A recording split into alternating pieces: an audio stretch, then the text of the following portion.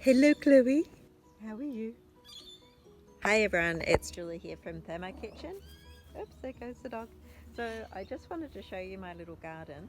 It's only pretty tiny because we've just sold our house and we're in a rental property at the moment. And hubby, my gorgeous husband, um, made me a little pallet garden, and it's just 2 pallets. We've just put some shade cloth down and put some pallets down and filled with soil and put some veggies in. And we've had like, it's a bit overgrown because it's been raining, but we've got some rocket there. That was lettuce, but we're going to plant something else there. Stack of basil or pesto plant, otherwise known as my chilies, and these are hot. Some rosemary down there, beetroot, thyme, and shallots. So anyway, if you get right down here, you can see that we've got beetroot that's ready.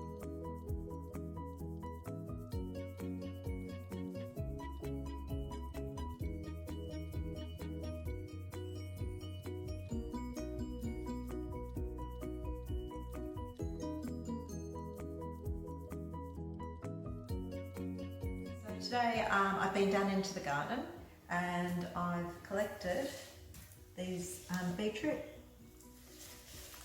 Okay, so something has been eating the leaves, but it makes no difference, we'll use those. There's still been some really nice young leaves that we've been using for our salads, but because we've got just a little pallet garden, I couldn't leave the beetroots in there any longer, otherwise we wouldn't have been able to lift them out through the slats.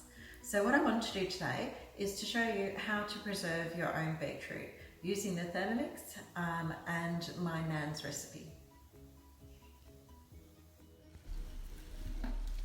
First we wash the beetroot and then remove any stems, leaves and roots.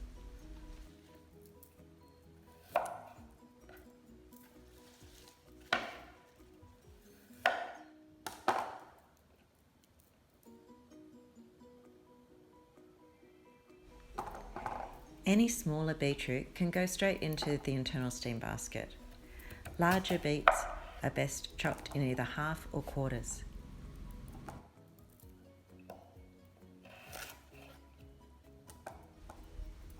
Arrange the beetroot so that it fits snugly in the internal steam basket, making sure that the lid closes and that the basket is not over full. It may be necessary at this point to chop the beets into a few smaller pieces. I've added 1 litre or 1,000 grams of tap water to the TM bowl ready for boiling.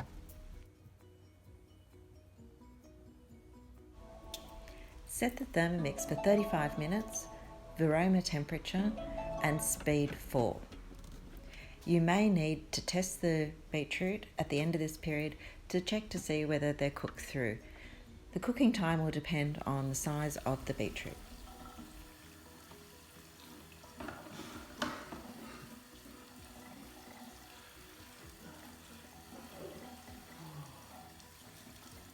Okay, so we're back again. The beetroot has been chopped up and cooked. It took 35 minutes in the Thermomix, but we'll always test it just by sticking a knife in and seeing what it feels like. It should still feel like it has some resistance. Now, I've got a tip for you. So you might have noticed I didn't peel the beetroot, and the reason I didn't do that is because it's much more efficient to do it after the beetroot has cooked. So all we have to do is, now this is actually quite hot because it's just come out of the Thermomix. So we just rub our fingers. Oh, it's too hot. Just rub our fingers over and you'll see the skin just peels away. Now this is also a good way to know whether the beetroot is actually cooked properly, because it won't be that easy to do if the beetroot hasn't cooked. So see, we're just able to peel that straight off. And this way you get all of the skin off, whereas when you peel the beetroot ordinarily, it's easy enough to miss bits, and even all of this. So we're just going to go through, get rid of all the skin. and I'll come back and I'll show you how to make the brining liquid.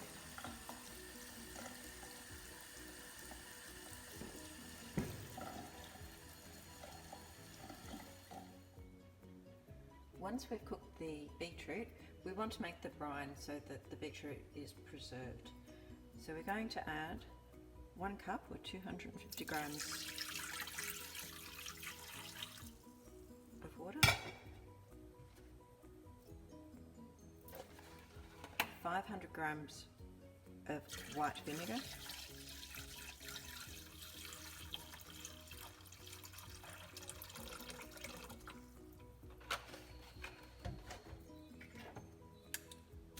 a teaspoon of salt, and half a cup or 120 grams of sugar. So now what we're going to do is boil this mixture to dissolve the sugar and the salt and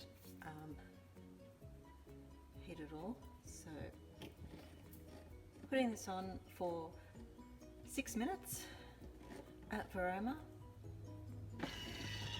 and speed 2. Okay, so while the brine is being prepared, I am just going to show you our beets that we cooked. Can you see? Okay. So these were steamed in the Varoma. I'm just going to cut them into the size that I would use. Now you can, if you've got larger beets, you could always slice them, but I tend to use mine in salads. They're slippery little suckers.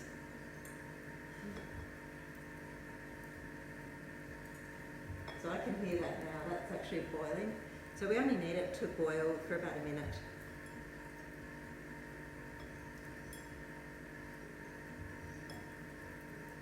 Sometimes when I'm making this, I will get some rosemary out of the garden and just put a sprig of rosemary in with the beetroot and the brine. There we go, perfect timing. Here you go.